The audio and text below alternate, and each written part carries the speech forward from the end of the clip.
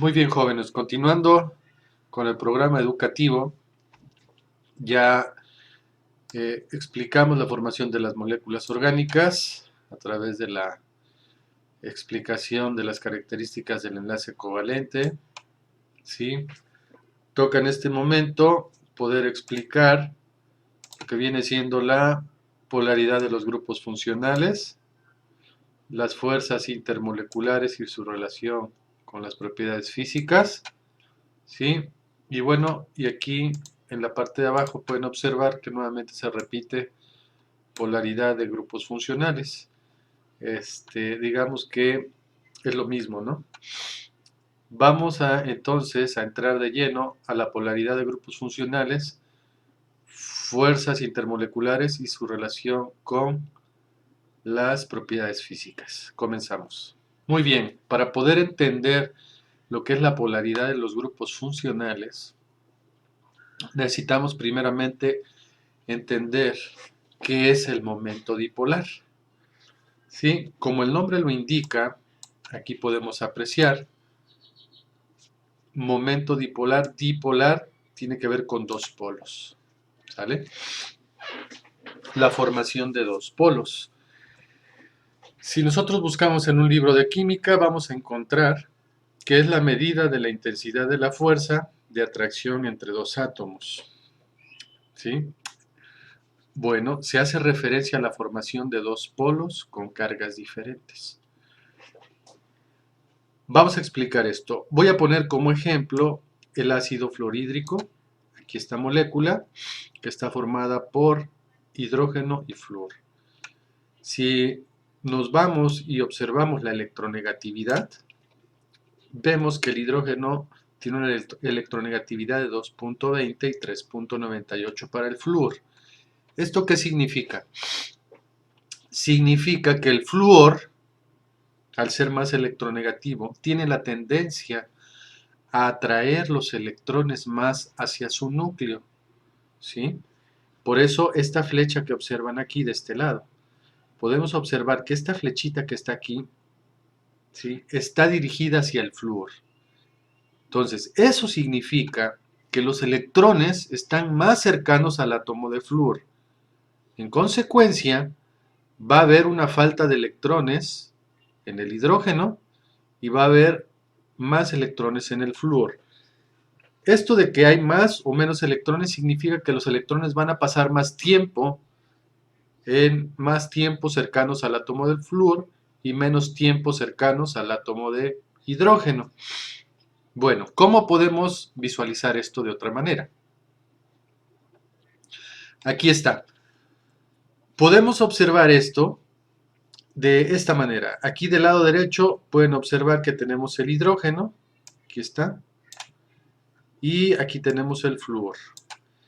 Pueden observar que todo este contorno que vengo y que tenemos aquí, ¿sí?, viene siendo donde se encuentran los electrones. Y pueden observar también que el flúor, ¿sí?, tiene este contorno, tiene una mayor cantidad. Quiere decir que los electrones están más cerca del flúor y aquí una pequeña parte del tiempo se encuentran cercanos al hidrógeno. Eso va a ocasionar primero la formación de dos polos. Un polo positivo, ¿sí?, porque hay menos cantidad de electrones en el tiempo, y un polo negativo, es decir, que los electrones pasan la mayor parte del tiempo cerca del átomo de flúor. Otra forma de poder verlo es de esta manera. Podemos poner un delta más en el hidrógeno y un delta menos en el flúor. Resumiendo, el delta menos se va a poner donde tengamos el átomo más electronegativo y el delta más donde tengamos el átomo menos electronegativo. Entre mayor sea la diferencia de electronegatividad, ¿sí?, mayor o más fuerte va a ser el momento dipolar que se forme. Muy bien, continuando. Supongamos que tenemos este caso hipotético aquí que presento en esta figura. Estas óvalos que yo represento aquí, vamos a suponer que son moléculas o inclusive la molécula de ácido fluorhídrico, ¿sí?, donde el hidrógeno aquí sería el delta más y el flúor el delta menos. Pueden observar que el delta más se alinea o se atrae con un delta menos, es decir, un hidrógeno con un átomo de flúor aquí, ¿sí? Luego otro hidrógeno con otro átomo de flúor, ¿sí? Se van a atraer, otro hidrógeno con otro átomo de flúor y así en toda la muestra. ¿Qué pasa si yo pongo en determinado caso un campo electromagnético, un campo eléctrico? Es decir, en una pared pongo una carga positiva y en otra pared una carga negativa. Bueno, pues las moléculas se van a alinear, se van a atraer, ¿sí? Las de flúor que tienen la carga negativa, ¿sí? Se van a atraer hacia la carga positiva, ¿sí? Aquí lo pueden observar. Y las moléculas de hidrógeno, que van a tener la carga parcial positiva, se van a atraer hacia la placa con carga negativa. Pero si se fijan, dentro de la sustancia, ¿sí? Siempre va a haber atracción entre el hidrógeno y el flúor, ¿sí? Siempre, hidrógeno, flúor, hidrógeno y flúor. Bien, ¿por qué menciono esto? Porque una medida de la polaridad de un enlace es el momento dipolar, que aquí tenemos el símbolo que es mu, y que viene siendo el producto, es decir, la multiplicación de la carga Q por la distancia R entre las cargas. ¿Sale? Bien, este comportamiento de moléculas polares, vuelvo a repetir, en ausencia de un campo eléctrico y con un campo eléctrico. Eso es lo que ocurre. Y esto es para poder entender más adelante las fuerzas intermoleculares. Estas son fuerzas intermoleculares de atracción. Inter significa entre las moléculas. ¿Sale? Ahora bien, vamos con la polaridad de los grupos funcionales. Aquí explico la polaridad de la molécula de amoníaco, que viene siendo una amina. El nitrógeno tiene 5 electrones de valencia. Aquí tenemos al átomo de nitrógeno en el centro, tiene 5 electrones de valencia, 3 hidrógenos a su lado, ¿sí? Cada hidrógeno pone un electrón, el nitrógeno puso 3 entonces, más un par solitario, son 5.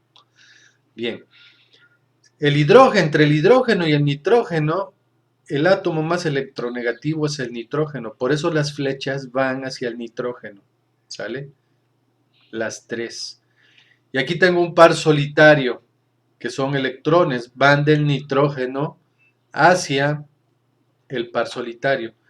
Al sumar todos esos vectores, yo tengo un vector resultante aquí, ¿sí? Que ya en la parte experimental lo puedo yo medir y va a tener 1.46 T-bytes. Ese es el momento dipolar. En este caso la molécula de amoníaco es polar. Esta es una representación gráfica de colores, donde el color rojo denota densidad electrónica y el azul, como pueden observar, ¿sí? Es falta de densidad electrónica. Aquí es donde están los hidrógenos. ¿Por qué? Porque hay carga positiva parcial, ¿sale? Ahora, ¿qué pasa con la molécula? Aquí falta un flúor. ¿Qué pasa con la molécula de trifluoruro de nitrógeno? Bueno, aquí ocurre todo lo contrario.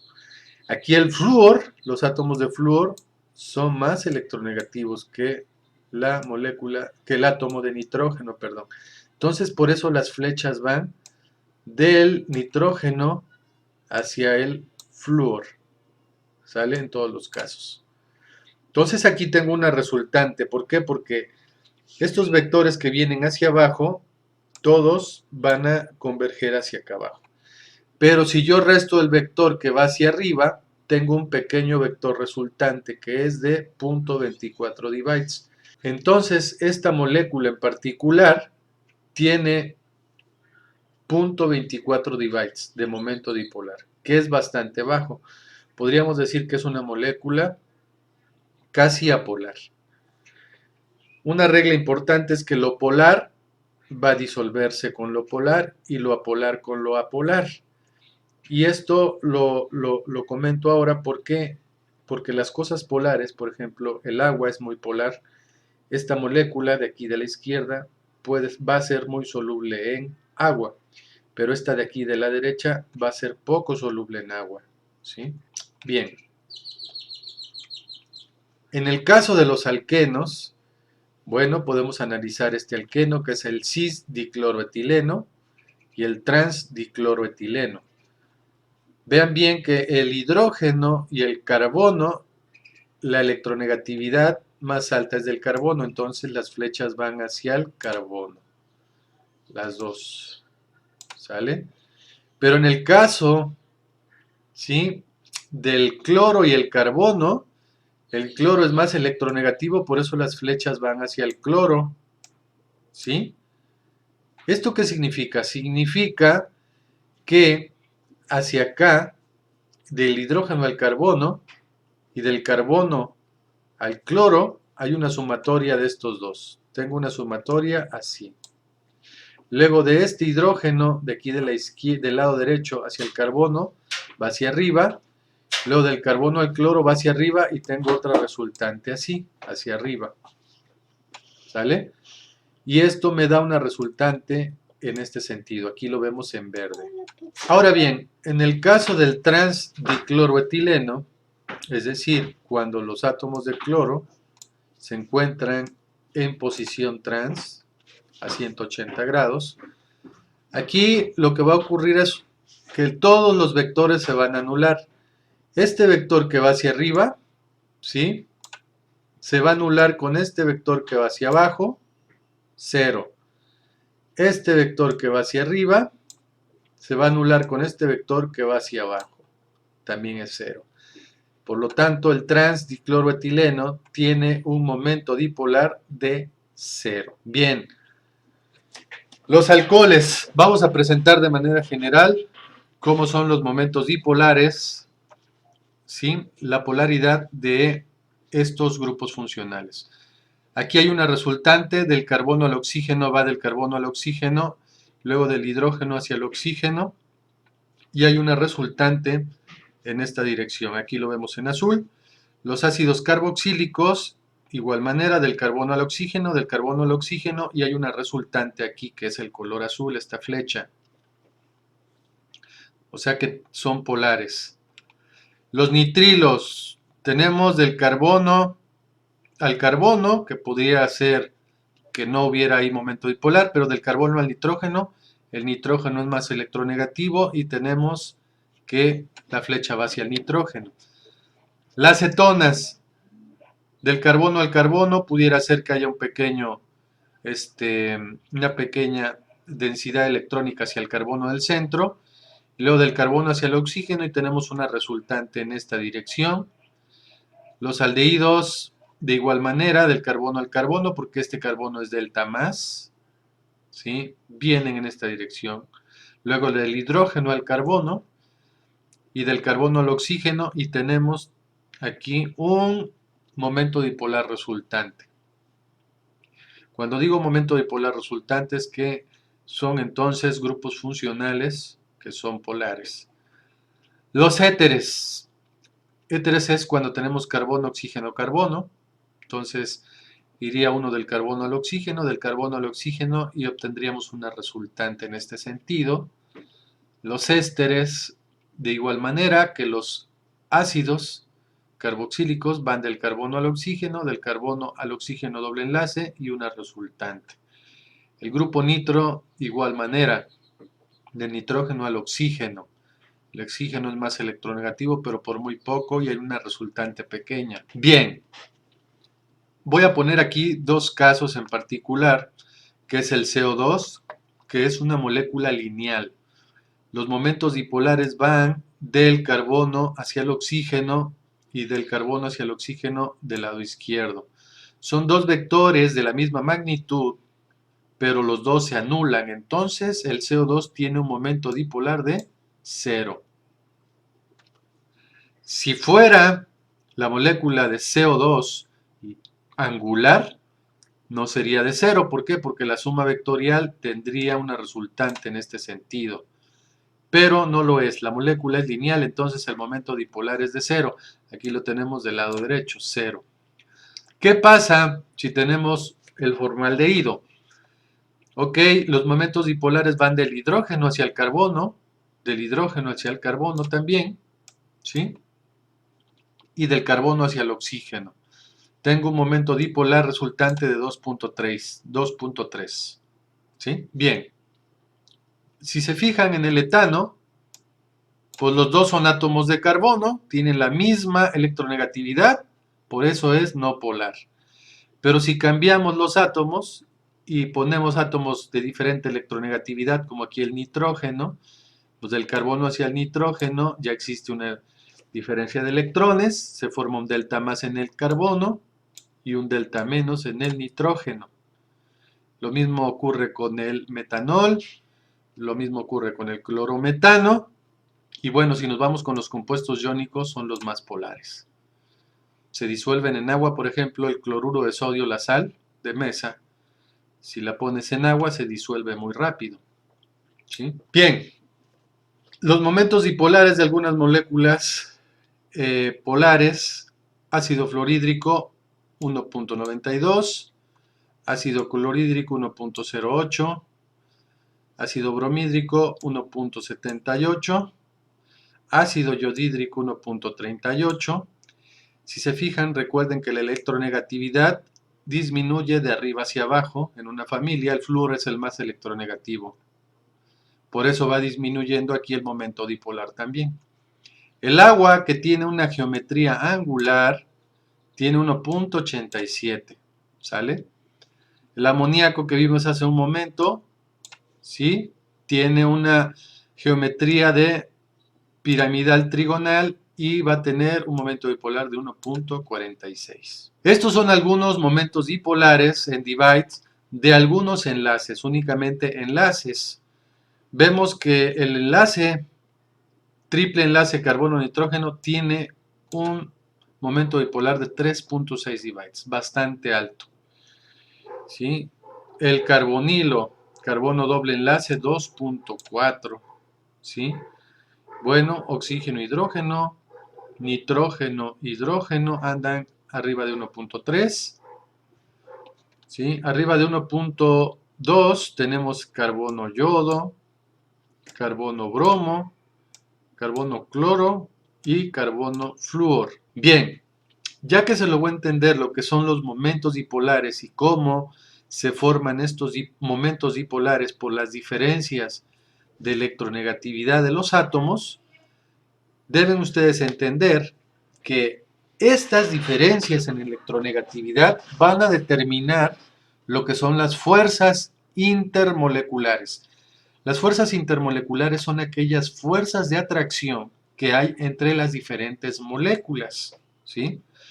Y las fuerzas que va a haber entre estas moléculas van a depender de sus momentos dipolares, qué tan fuertes son.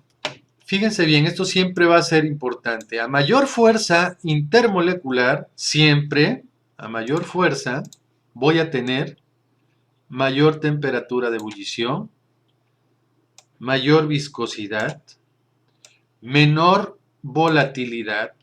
Es decir, como van a estar muy unidas esas moléculas, es muy difícil que se volatilicen, ¿sale? Y mayor punto de fusión. Como están más unidas, los momentos dipolares son mayores, hay una fuerza de atracción más fuerte entre las moléculas, sus puntos de fusión, de ebullición y su viscosidad va a ser muy alta, ¿sí? Bien, ¿cuáles son este tipo de fuerzas electrostáticas que encontramos en las moléculas? Son de dos tipos, son las fuerzas de Van der Waals, ¿sí? Y las fuerzas electrostáticas que se denominan ion-dipolo. Dentro de las fuerzas de Van der Waals vamos a tener tres: dipolo-dipolo, aquí entra el enlace por puente de hidrógeno; dipolo-dipolo inducido, una molécula que tenga un buen dipolo y moléculas poco polares. Y las fuerzas de dispersión que se conocen como fuerzas de dispersión de London. Fíjense bien, aquí del lado derecho tenemos el cloruro de metileno. Se forma en el cloro un delta menos y en el carbono un delta más. Este cloro entonces se atrae con los hidrógenos. Este cloro se atrae con los hidrógenos y hagan de cuenta que es lo de aquí abajo, ¿no? Si yo represento una molécula, esta molécula de aquí arriba, como un óvalo aquí abajo, más, menos, menos es donde está el cloro, más donde están los hidrógenos, va a haber estas atracciones. Estas atracciones se conocen como dipolo-dipolo. Muy bien, continuando. Las fuerzas de Van der Waals son interacciones dipolo-dipolo inducido. ¿Qué es esto? Tengo aquí un dipolo. Ustedes saben que el dipolo se forma con unas moléculas que son polares. ¿Sale? Forma un delta menos aquí en B y un delta más en A. Ok, y aquí tengo una molécula que es apolar, por ejemplo, un hidrocarburo. Etano, CH3, esta molécula, por ejemplo, que pongo yo aquí, sería polar. Pero bueno, aquí observan, no hay ningún polo, ¿no? Aquí del lado derecho no hay polos. ¿Por qué? Porque la molécula es apolar. Pero llega un momento cuando están juntas, ¿sí?, que esta molécula de aquí va a golpear a esta molécula de este lado y lo que va a ocasionar es inducir un dipolo momentáneo. ¿Sí? Aquí tenemos un dipolo inducido, un dipolo momentáneo que dura muy poco tiempo. ¿Sí? Entonces, en ese momento hay una ligera atracción entre el delta menos y el delta más. ¿Sí? Tenemos ahora las fuerzas de dispersión de London. Surgen de momentos dipolares temporales que son inducidos en una molécula por otras moléculas cercanas. Aquí únicamente vamos a tener moléculas de un solo tipo, todas apolares. Aquí teníamos una polar en el caso de las fuerzas de Van der Waals, una apolar con una molécula polar. Pero aquí todas son apolares. De la misma manera que aquí arriba, pero con muchísimo menos oportunidad, se van a generar momentos dipolares súper momentáneos. ¿Sí? ¿Por qué? Porque estas moléculas empiezan a chocar entre ellas en toda la solución, ¿sí? Y vamos a lograr, mediante esas colisiones, que la densidad electrónica se mueva y de manera momentánea podamos observar la formación de dipolos y la atracción de estas moléculas, como pueden observar aquí. Bien, tenemos ahora la fuerza ion-dipolo. Ion-dipolo, como el nombre lo indica, es entre un ion y un dipolo que se forma de una molécula, ¿sale? Normalmente eso ocurre cuando ustedes agarran la sal de mesa, el cloruro de sodio, y la ponen en agua. El cloro está aquí, se va por un lado, es rodeado por las cargas delta más de los hidrógenos, y el sodio por el otro lado, que tiene carga positiva, es rodeado por los átomos de oxígeno que tienen delta menos y neutralizan de esa manera sus cargas. Estas son las fuerzas ion-dipolo. Y bueno, dentro de las fuerzas de tipo Van der Waals tenemos los puentes de hidrógeno. Son un tipo especial de interacción dipolo-dipolo entre un átomo de hidrógeno de un enlace polar, como puede ser nitrógeno-hidrógeno, oxígeno-hidrógeno, flúor-hidrógeno, y un átomo electronegativo que puede ser oxígeno, nitrógeno o flúor.